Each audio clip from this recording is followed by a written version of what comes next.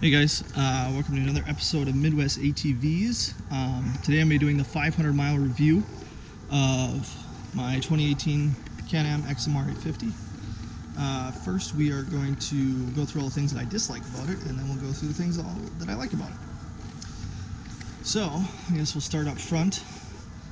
First thing, and it's only cosmetic, but this bumper has really taken a beating. And I mean, I really haven't hit anything with it. I mean, it's mainly just rock chips and stuff, so I wasn't too impressed with that quality, but, you know, it is a four-wheeler, so who cares? Another thing I had an issue with up front was this worn winch. It was getting dirt and mud back in behind this cover here, and it was preventing it from essentially feeding itself back in. I put it in free spool and it got stuck out, so that sucked. Other than that, up front, everything's pretty good. I'm not really a big fan of the Biscuit lock. I don't think it's a very good system for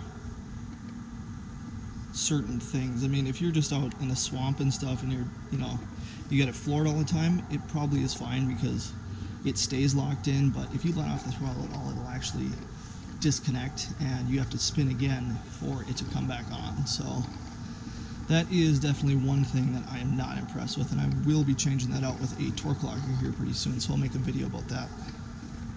Another thing I found that I didn't like, and this is only cosmetic stuff, so right in here, like after the first ride, you can see all the scratches that were in it. I really wasn't too impressed by that, but I know the 1000 XMRs, the Outlanders obviously, have this same exact plastic piece. It just, obviously it continues to go on back here, but that is actually a matte black and this is a gloss, so you're going to see a lot more scratches with this.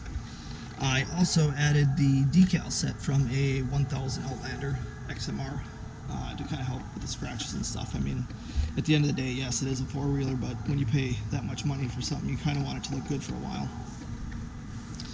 And then around back, this trunklid.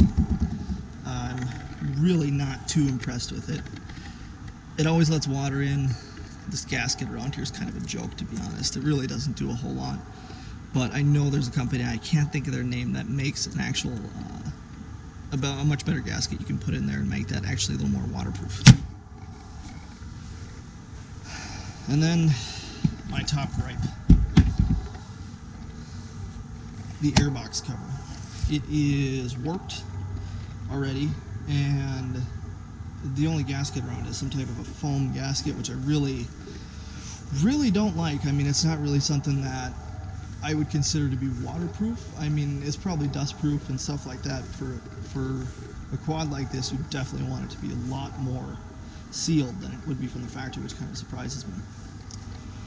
Another gripe I have, this is supposed to be a big mud bike. You know, you're supposed to be able to take it out, go mudding with it, go racing with it. But your air intake is right here. And your CVT is a little bit higher. This is the intake for the CVT. But your, I can't remember what side it's on actually. I think the airbox is, it intakes from over here, the CVT exhaust from over here. One of the two. Anyway, it's no higher than the handlebars are, so that's really something you have to watch out for. This isn't a bike you can just, send it up to the handlebars and you'll be fine. You're not going to be. It's going to take water in the belt, and you're going to probably suck in water too. So definitely a snorkel kit is coming up for this. Other than that, I really don't have many gripes with this. I mean, it's been a really good machine. I mean, it rides rough, but it's funny because it depends how you ride. If you ride real slow over bumps, it's just kind of terrible. I mean, it feels like you don't have any shocks. But if you hit them with some speed, I'm talking like 30-40 miles an hour, it soaks it up really fast. So I'm guessing that's just the way the suspension's set up. And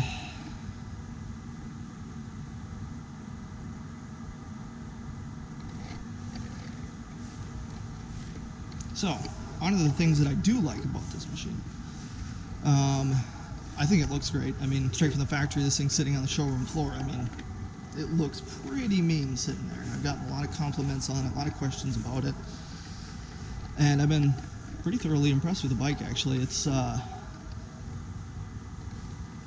it's really powerful. I mean, it has enough to get the wheels spinning. You know, it'll do wheelies. It'll lay rubber on blacktop. I mean, it goes.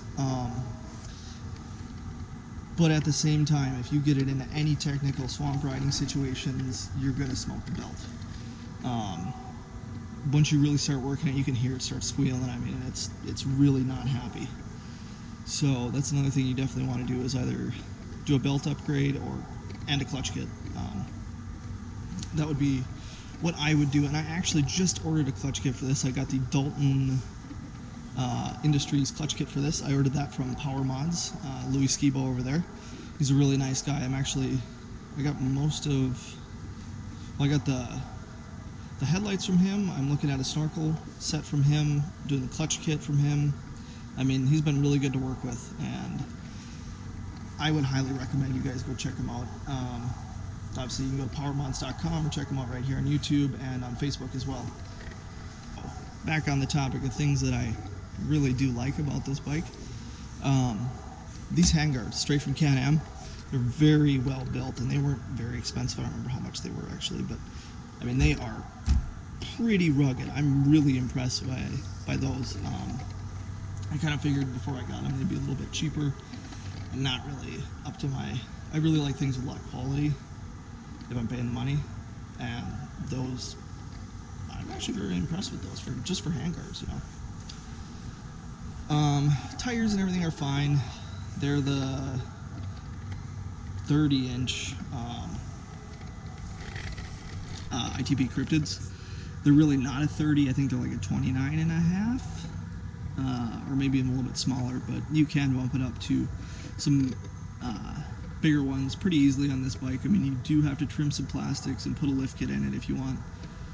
If you want to put like 32s or something on it, you're gonna have to trim it a bit or change the running boards up. But I mean, it's not really a big job to do, and it definitely would improve the ground clearance on it. I think I'm gonna go with Assassinators, probably 32s, but we'll see when that happens, because I'm not really too sure what I want to do with this bike yet. If I want to put a big lift in it, or if I just kind of want to keep it mildly stock with just some tires on it. I guess I'm gonna find out. But I'm happy with it. I would definitely buy one again. I definitely am gonna buy one again. Now I did want to add something, and I'm not really too sure how this is gonna work out. But our YouTube channel is just starting. So I mean, we have, I think, 7 or 8 subscribers, so that's pretty good in my eyes. We're doing a pretty good job.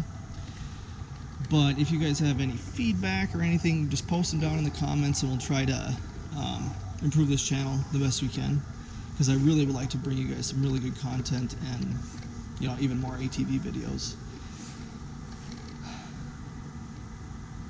Yeah, but other than that, thanks for watching. Comment, subscribe, turn the bell on, and kind of probably gonna throw myself under the bus here, but if we can get 1,000 subscribers, I will go and buy a brand new Renegade 1000 XMR. So as soon as we hit 1,000 subscribers, I promise you guys, I will go buy a brand new quad, and I'll keep this one too. So yeah, thanks for watching, guys.